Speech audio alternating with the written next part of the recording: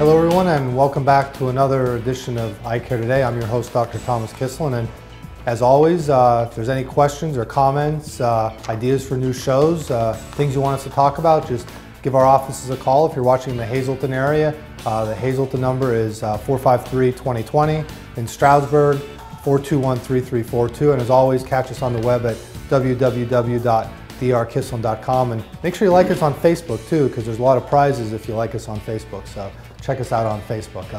So today I'm joined by Dr. Frank Bucci, cataract surgeon, who you've all seen us talk with before. So Dr. Bucci, thanks for joining us again. My pleasure. For another show. We're going to talk about something tonight, Dr. Bucci, that affects many patients that you see, a lot of patients that I see, and it's something that we've discussed on the shows before, but I think is such an important topic that we wanted to discuss it again. And there's been some new technology now, some new things that have come out that can help this condition. So dry eye disease affects how many people in the United States?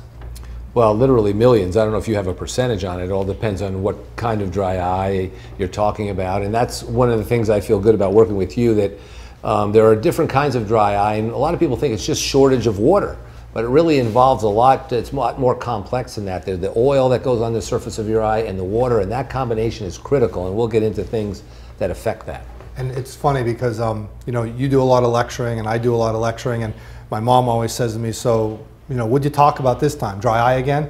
And I said, well, yeah. And she said, well, didn't everyone hear about that? And I said, well, no, there's always something new. So it's one of those conditions that is evolving, and we're finding all these new treatments for. You know, with dry eye disease, let's talk about what some of the patients maybe are experiencing first, because a lot of patients maybe think they have it, they're not sure. What are some of the symptoms that patients usually see coming in?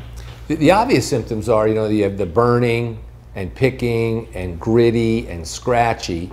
But an interesting symptom is tearing. And patients don't think you're a very good eye doctor if you say, you know, they tell you they're tearing too much and you tell them you have dry eye. Right. But on the surface of your eye, once it dries out, it sends a message to the brain. You know, my eyes dry, I'm having symptoms. It can tell you that. And then the brain sends back a message, tear. And then you get what we call reflex tears. It's a very rapid tears, and the protein components of those tears, they're not good tears. And then you tear for a while, and the eye moistens up, and the message stops. Then you go for a couple more hours, and you tear again. And it's on and off and on and off, and that's really bothersome to the patients. And I tell patients the reflex tearing is almost like, you know, if we cry or if a bug flies in our eye, our eyes water, that's reflex tearing. Right. So it's kind of God's way of trying to fix something that's wrong, but it never fixes the problem. Right. So that reflex tearing is one. And the other thing you probably see a lot of, and I see, is fluctuating vision. Patients will come in and say, you know, they'll probably come in thinking they have cataracts and say, well, I can see during the day, but at night I'm driving home and I got to blink to try to clear things up, and the vision comes and goes. Do you see that a lot? We see that all the time. And that's really important because that's one that patients don't link to dry eye. Right. So they think of, you know, dry eye symptoms of I'm burning or scratchy or gritty, and please take that away. But it has nothing to do with my vision. Right. But we know that, you know, when you have an irregular surface here, when it dries out, when light comes in your eye, the first thing it hits, even before it hits the surface of your cornea, it hits your tear film, which is the tear layer, and it's a combination of a water layer and an oil layer. And if that's not normal, the light begins to be scattered, you know, almost immediately, and you're just not going to see as well. And we're going to talk about the importance of managing someone's dry eye disease before they, let's say, go for surgery.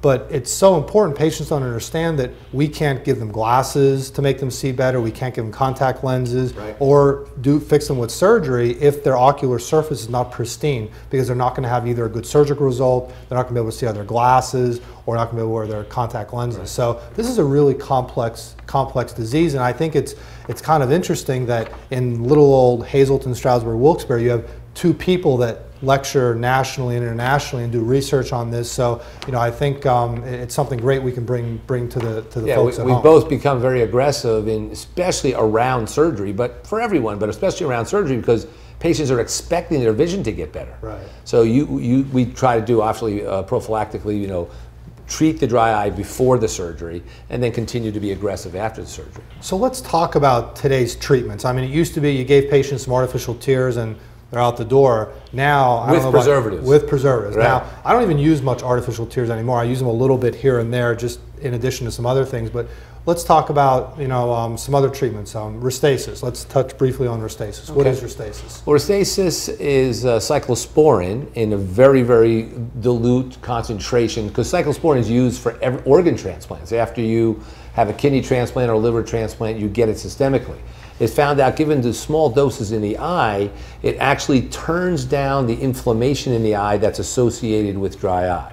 And it also has a nice lubricant added to it. So it does the lubrication, turns down the inflammation, and actually has been shown to increase the tear production in the eye.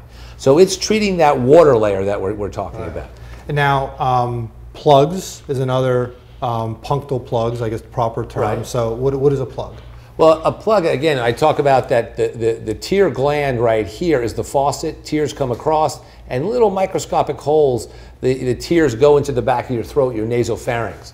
And so if we block that, it's like blocking the drain, and just like the fluid would build up in a sink, you have the faucet going, and if you block the drain, the fluid builds up, and that's what we're trying to do, make the eye more moist. And again, that treats the water layer. So we have restasis, we have plugs. I mean, sometimes we have to give some mild steroids. You mentioned inflammation. We now know that most dry eye is inflammatory based. There's an inflammation on the ocular surface, so maybe a mild steroid will help some patients. Short term. Short term, yeah. Right. It's not something we want. But it's true that it's underappreciated.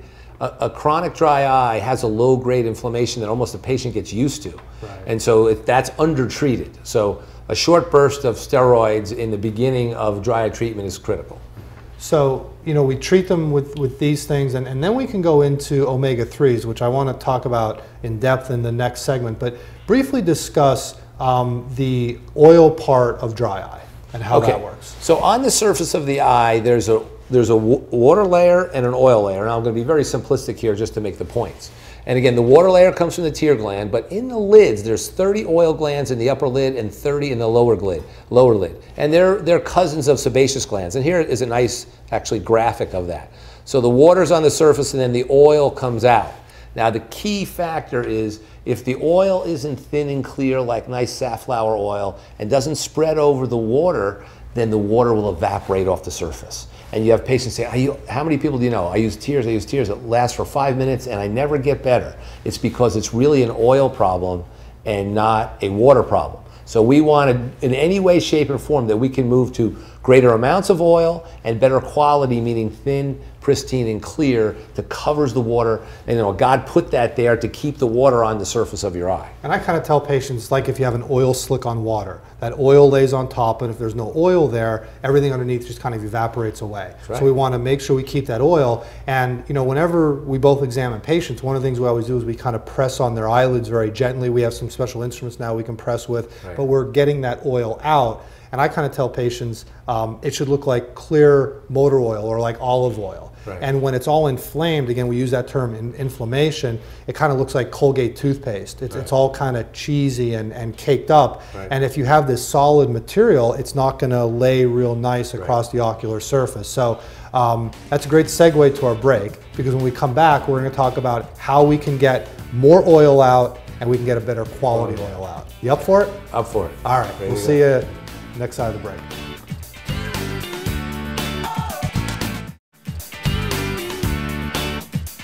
Welcome back, everyone, and again, thanks for watching Eyecare today. I'm your host, Dr. Thomas Kislan. I'm joined today by Dr. Frank Bucci, and we're talking about a condition that affects many surgical patients and many patients that just come in wanting to wear glasses or contact lenses, or just patients in general who could have dry eye disease. So again, Dr. Bucci, thanks for joining us. Before the break, we were talking about this oil deficient type of dry eye. And we used the analogy that the tears have a couple layers, oil on the top and then a water base. And it's very important to have that oil layer of the tears. And if we don't have that oil layer, everything just evaporates away, and all the symptoms we talked about just get worse and worse. So just show the folks at home again where the glands are that these oils come from in the eye. Okay. So right on the edge of the lid, you'll see it right here. There are 30 oil glands here and 30 here. And there's one of the upper lid and one of the lower lid. And with the American diet, the American culture, and high cholesterol, frequently the oil gets so thick that it either won't come out at all and the gland atrophies away, or it will be clogged and only, like you said in the previous segment, it'll come out like toothpaste and will not spread over the surface. And that kind of dry eye is actually called evaporative dry eye, because the water just evaporates off the surface and your eye now is dry, but not because your tear gland is not making fluid. We used to think many years ago that most dry eye patients had the type where they don't produce enough fluid.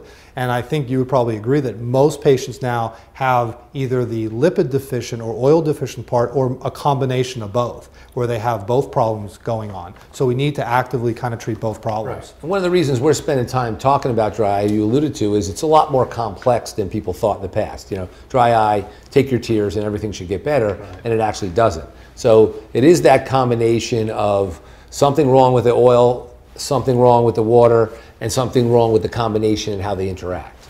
So the next question I'm going to ask you, I know what my answer would be, but I'm anxious to hear your answer. What do you think is one of the best ways we can get the oil in our tears to be a better quality? Okay, so quality, you know, is our most powerful tool is omega-3s, but it's very important that you get the correct type of omega-3. What's omega-3? So omega-3 is a lipid molecule that is kind of like the part of the good fats. You know, it lowers cholesterol, it lowers triglycerides, it helps joint pain. It's an anti-inflammatory. So not hamburger, not when I go to McDonald's and get a hamburger, not that fat. No, it's what's in salmon.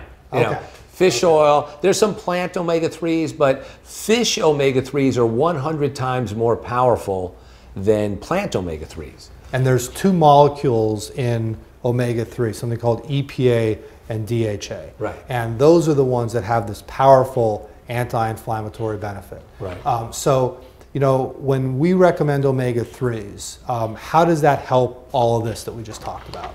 Well, omega-3s help make this oil into a good oil, which we mean from that thick, inflammatory, milky, thick oil into that clear safflower oil. That's the direction it brings it in. So, and then with the EPA element, there's going to be less inflammatory mediators. So you're going to get a nice spread of a thin oil over the surface, and you're going to get less inflammation. So the next question I'm going to ask you is, I know what my answer would be, but in your opinion, what is the best quality omega-3 on the market right now? Well, the type should be a pure triglyceride omega-3, and the kind that I like to use is this PRN dry eye omega benefit. And I want to spend a second saying why it's different than what you see 25 omega-3s in the drugstore. You walk in, and they're all ethyl ester omega-3s. And it just, the omega-3 molecule has a backbone of glycerol and 3 fatty acids. And when in Norway, they take the fish, they squeeze the fish, they get the oil. And now the whole world is contaminated with mercury and PCP, so all oil has to be treated, all omega-3s, before you can consume it. So it gets consumed in an alcohol process. But unfortunately, ethanol then comes in and replaces the glycerol. And that turns it into a not natural ethyl ester omega-3. And in 99% of the kinds you see in the drugstores, even I don't know whether I should mention specific stores, but you know, Sam's Club, you know, CVS, you know, all these, Walmart, they're all ethyl esters, and it's why you burp and belch and why you don't get the results you want. You have to take 5 or 6 or 7 of the Walmart brand to get anywhere near what one of these will do. So what this company does that the other companies don't do is, after they've purified it, and in that the ethanol is here, ethanol, ethyl ester, alcohol. They do one other process, big word, reesterification. They kick out the ethanol and put the glycerol back. So now it's concentrated, purified, and it's the exact molecule that was in the fish originally. So that when you eat it and it goes into your intestines, your body is prepared to recognize that natural molecule, and it goes into your blood at 4 to 5 times the rate that the ethyl ester does. And that's the key difference. When a patient goes and has a nice meal, that salmon, they don't burp up salmon. Yeah. Swordfish, salmon, they don't start burping and belching, so it's not the oil that does it, it's that ethanol in that inferior product. So, you know, we recommend this. So the patient goes home and, you know, they say, well, you know, Dr. Kislan, Dr. Bucci want me to take this. And then Aunt Sally says, oh, you can go to Walmart and get a $5 mega box of 5,000 pills for $5. there is a difference. Right, huge difference. And I tell patients, you know, the actual dosage to get the therapeutic levels with this is about 4 a day. Right. They would need to take probably 15 to 20 a day of the over-the-counter ones to even get close to that, and then their stomach would just be torn apart. They would never be able to tolerate that much ethanol in their system. Right. I want to touch briefly on some research and some things that have happened with a condition called macular degeneration and omega-3. Just for a couple minutes, run us through that, where that has gone, and how a macular degeneration patient can benefit from omega-3s. So you mentioned the two key components, EPA and DHA. The EPA was the anti-inflammatory and does the most benefit for dry eye, but the DHA helps neurologic tissue. And if we can go back to our picture here, we see that everything yellow here is neurological, and the actual macula, the sensitive part of the retina, is basically neurologic tissue. So that's a highly metabolic tissue, meaning it's used a lot, because when light comes in your eye, it hits that exact spot that gives you fine vision. And so there's a lot of metabolic activity, and the DHA helps support that. And the evidence has shown that in the last 10 years, if you have a high quality omega-3 associated with your vitamin treatment to prevent macular degeneration, you get better results. So this company PRN that we recommend for dry eye also make a product called Eye Omega Benefits, and it was actually developed by a couple of the docs down at Will's Eye in Philadelphia. They helped kind of develop the product, and so that not only has the EPA, DHA, what else does it have in it that's beneficial? Well, it has zeaxanthine and lutein. Those are two molecules, separate molecules, that we know, again, assist the metabolism of that delicate tissue. The macula is just a word for the finest part of the retina. So there's this evidence, if you take lutein and zeaxanthine, you support those tissues, especially the pigments, and you just get less breakdown of those tissues. And there's one other component that they put in the omega-3s a couple years ago, vitamin D3. Touch a little bit on what vitamin D3 does for our body and the eyes. Well, in one thing, it keeps the product very fresh to have the vitamin D. And in general, vitamin D, again, is another supporting tissue, a supporting vitamin for our health. We know if you're not in the sun at all, you know, you get deficient in vitamin D. So that's one of the backbone vitamins that we need. It's a lipid-soluble vitamin, so again, it works well with the omega-3 and blends well with it. Great. So we're going to take a quick break again. When we come back, we're going to talk about some new technology actually for the treatment of dry eye disease. So we'll see in a couple seconds.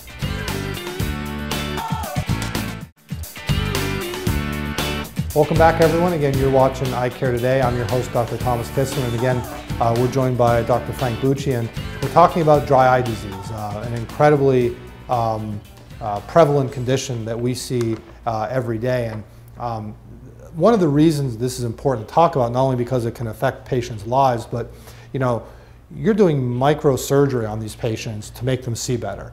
And you alluded in the last segment that if the front of the eye isn't pristine, they're not going to have a good surgical result. So again, you know, just reiterate to the folks how important this is to take care of before they go have surgery. Yes, you know, so there's delicate cells on the surface of the eye called epithelial cells, and if they're dry, they become sick cells. They might not die, but they may be like sick. And then the surface of the eye is going to become irregular, and as light passes into the eye, if they hit a nice smooth surface, it passes through undisturbed. But if it hits an irregular surface, the light begins to scatter, and that's what causes a blurred vision, and specifically intermittent blurred vision. So you might be good for an hour or two, and then your vision blurs out, and then it'll get good again and bad again, depending on whether you've gone outside and it's 5 degrees like it was this winter, and that steals all your tears. And then you walk into a building with forced hot air, and that steals all your tears.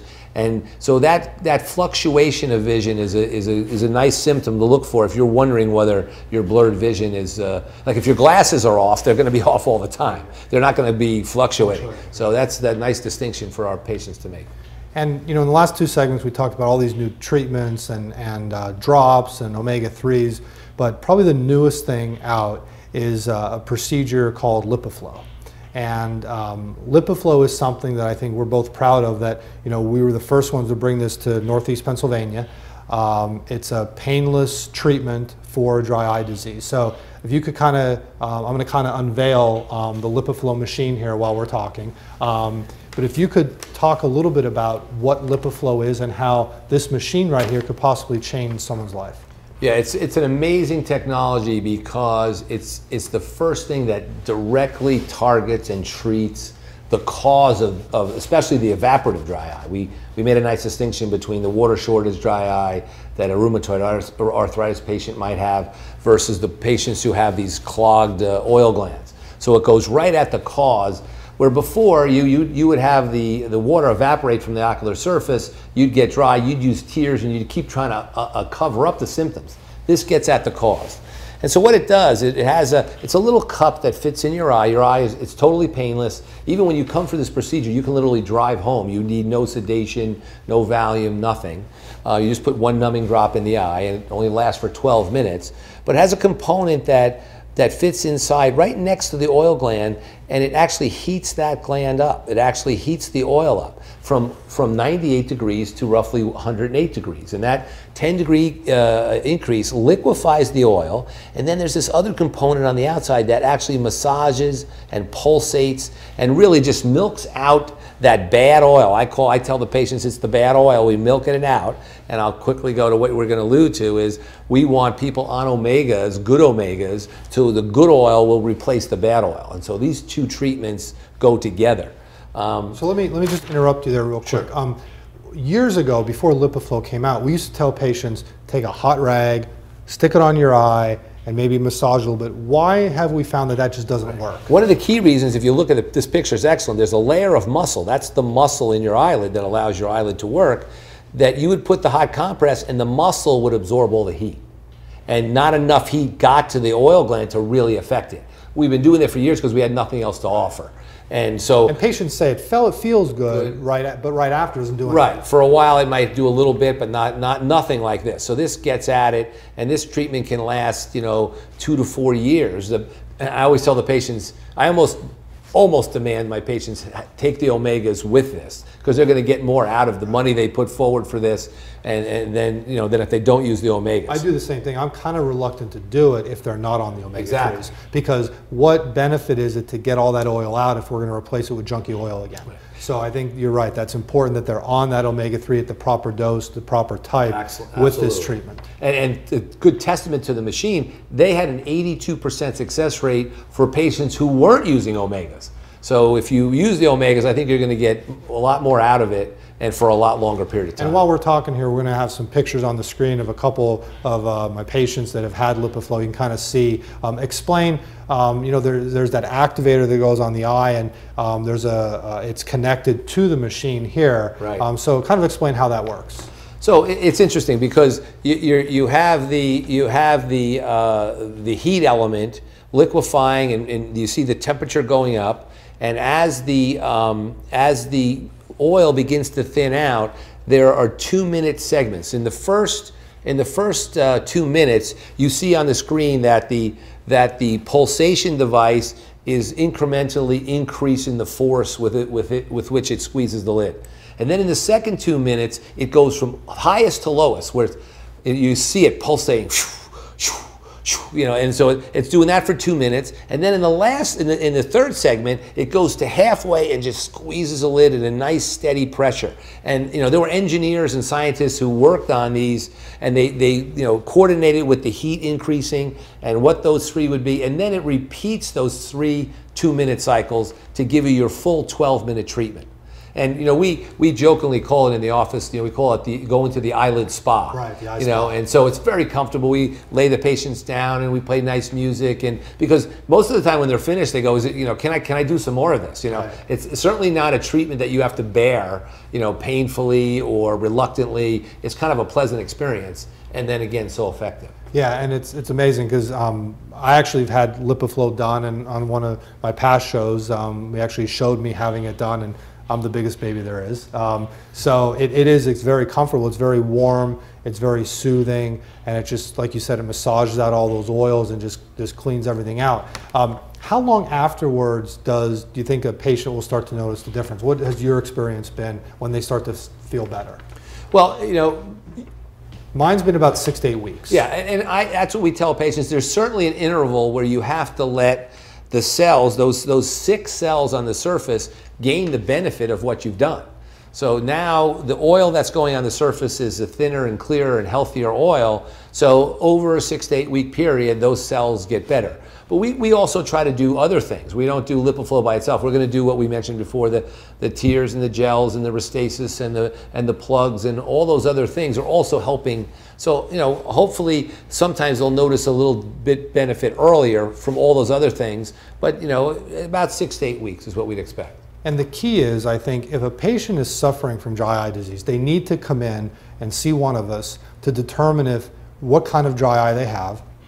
Is it the water-based one that we talked about? Is it the oil-based one? Are they a candidate for LipiFlow? I think that's kind of the take-home here. With all the technology there is now, would that be your advice to patients? Yeah, and even with this technology, they have a complementary technology called LipiView, which is an amazing invention that it actually can photograph the lipids on the surface of your eye and actually tell you exactly how thick the lipid layer is. I mean, we're talking, you know, thinner than a piece of paper, and it can tell you it's, you know, 80 microns or 100 microns or 50 microns, and we know, so it's very good at telling you you're short on the quantity. And so that's why this particular technology will increase the quantity while the omegas increase the quality. Amazing technology, isn't it? Fantastic. Fun time to be an eye doctor. Yeah. Isn't it? A lot of machines to play with. Yeah. Well, folks, you know, that's the end of our show. I appreciate everyone joining us and learning everything about dry eye disease. And I thank Dr. Bucci for joining us. Again, if there's any questions, please reach out, contact us, and we'll see you next time on Eyecare Today.